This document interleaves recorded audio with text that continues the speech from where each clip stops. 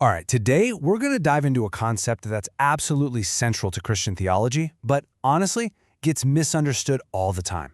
Original sin. It's this huge, powerful idea about who we are at our core.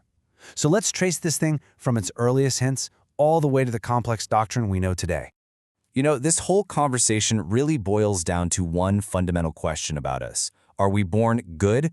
Are we born evil? Or is it something else entirely? Are we just a blank slate? This single question has been fueling debates for, well, thousands of years. Okay, so first things first, let's get a working definition on the table. In Catholic teaching, original sin is not something you did. It's not a personal mistake like, stealing a cookie. Think of it more like an inherited condition, a wounded human nature that we're all born with. It's kind of like a spiritual glitch passed down through the generations. But where did this idea of an inherited wound even come from? I mean, it didn't just pop out of thin air.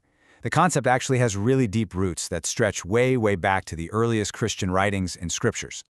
A huge piece of the puzzle is this verse from St. Paul's letter to the Romans. He says that sin entered the world through one man, and death through sin. Just stop and think about that for a second. That one line suggests our entire human condition is somehow connected to a single event long, long ago. This became the scriptural seed that the whole doctrine grew out of. And this is where things get really interesting, because that idea immediately forces a critical choice. Is sin something we inherit biologically, passed down like eye color, what theologians call propagation, whereas Adam just the first bad example, and we all just copy his mistake? That's imitation. This one distinction, inherited state versus bad example, became the central battleground for centuries. And that brings us to the first great showdown over this idea. We're in the 5th century now, and you've got two theological heavyweights in the ring, Augustine of Hippo and a monk named Pelagius. Their debate was so important, it forced the early church to really define what it believed for the very first time. So here's how the two sides lined up. You had Pelagius, who argued that sin is basically a bad habit. We see it, we imitate it, but we have the free will to achieve perfection all on our own if we just try hard enough. But Augustine fired back, saying, no. He argued that sin is an inherited state, a deep wound in our nature. And because of that, we absolutely need divine grace to be saved. We can't do it alone. Now, Augustine had this killer argument. It was practical and it was brilliant.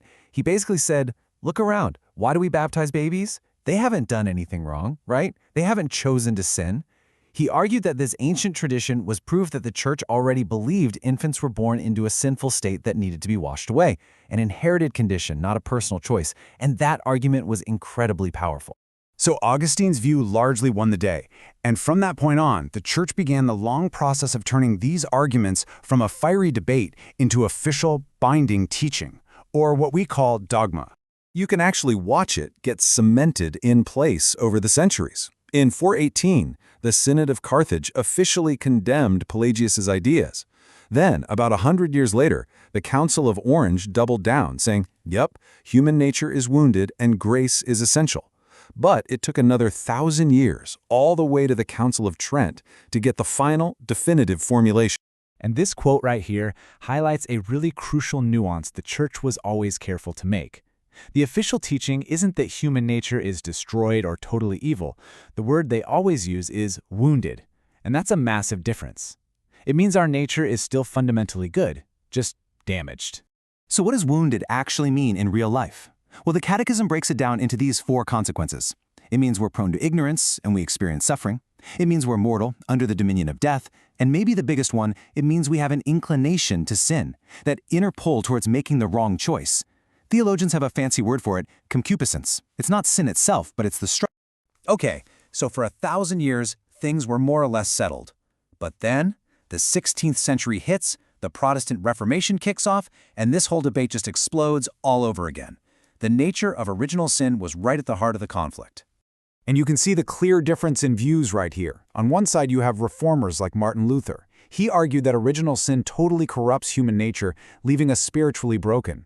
But the Catholic Church, in response at the Council of Trent, held their ground. They reaffirmed their position. Sin wounds our nature. It doesn't destroy it. Our freedom is damaged, but not gone. The Council of Trent gave its definitive statement in 1546. It declared that Adam passed on to everyone sin, which is the death of the soul. And what that means is a separation from God's life and grace. This statement pretty much became the bedrock of modern Catholic teaching on the topic. Trent also got very specific about baptism. So here's how it works according to them. A person is born in the state of original sin.